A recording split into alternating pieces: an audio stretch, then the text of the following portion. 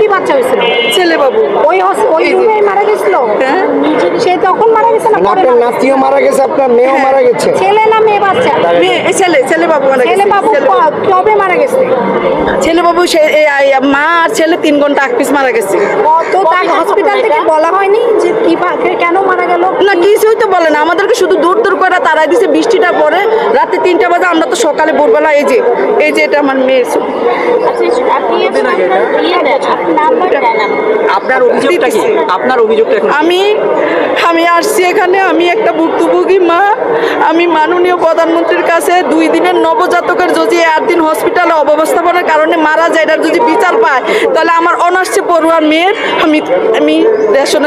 আমি মাননীয় প্রধানমন্ত্রীর কাছে বিচার চাই। তখন কি কোনো সমস্যা হয়েছিল? আপনারা কি কোনো সমস্যা দেখেছিলেন যে সমস্যার কারণে আপনার মনে হয়েছে যে এটা অব্যবস্থাপনা? হ্যাঁ, অব্যবস্থাপনা সব। আমার মেয়েটা তো যখন বাচ্চা হয়েছে, আমার মেয়ে তো কথা বললো, আমার মেয়ে সুস্থ, আমারে ডাকলো, আমার। আচ্ছা ম্যাম, আপনার মেয়ে এবং আপনার যে নাতি বা নাতনি, দুইজনে কি মারা গিয়েছেন? হ্যাঁ, 2জনই মারা গেছে। কত ঘন্টার অন্তর আমার নাতিটারা মনে করেন আমার জামাই যে ওখানে দোকান এখানে আসতে বেশি বে করছে, আর এখান থেকে এখানে বাচ্চা হওয়ার পরে ওখানে নিয়ে গেছে। আমি যা বলি সত্য বলি। এই যে মাউতেল নেট হসপিটাল, এই মাউতেল হসপিটাল শিশু হসপিটালে নিয়ে গেছে নাতিরে।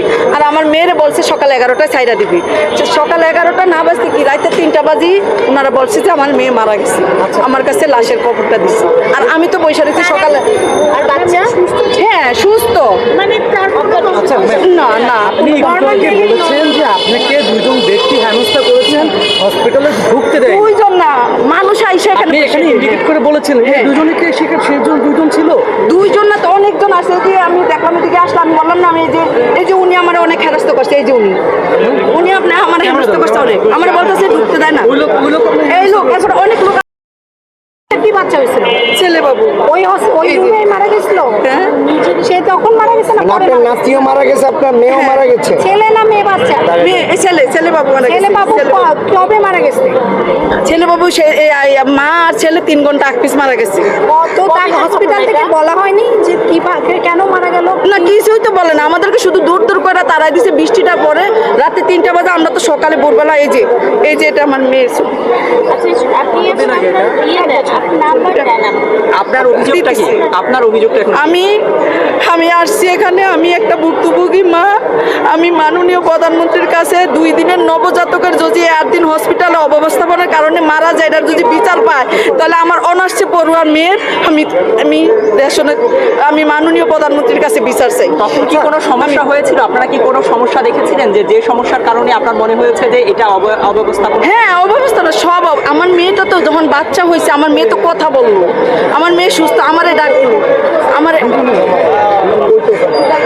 আচ্ছা ম্যাম, আপনার মেয়ে এবং আপনার যে নাতি বা নাতনি, দুইজনে কি মারা গিয়েছেন? হ্যাঁ, 2জনই মারা গেছে। কত ঘন্টার অন্তর আমার নাতিটারা মনে করেন আমার জামাই যে ওখানে দোকান এখানে আসতে বেশি বে করছে, আর এখান থেকে এখানে বাচ্চা হওয়ার পরে ওখানে নিয়ে গেছে। আমি যা বলি সত্য বলি। এই যে মাউতেল নেট হসপিটাল, এই মাউতেল হসপিটাল শিশু হসপিটালে নিয়ে গেছে নাতিরে। আর আমার মেয়েরে বলছে সকাল 11টায় ছাইরা দিবি।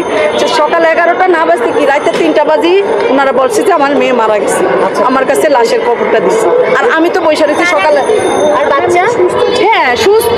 মানে তার আচ্ছা না আপনি একটু আগে বলেছেন যে আপনাকে দুজন ব্যক্তি হেনস্থা করেছেন, হসপিটালে ঢুকতে দেয়। 2জন না, মানুষ আইসে আপনি এখানে ইন্ডিকেট করে বলেছেন এই দুজনে কি সেজন 2জন ছিল? 2জন না তো অনেকজন আছে। যে আমি দেখলাম এদিকে আসলাম, আমি বললাম না আমি এই যে উনি আমার অনেক হেনস্থ করছে। এই যে উনি আপনার আমার হেনস্থ করছে অনেক, আমার বলতেছে ঢুকতে দেয় না। এই লোক এরপর অনেক লোক।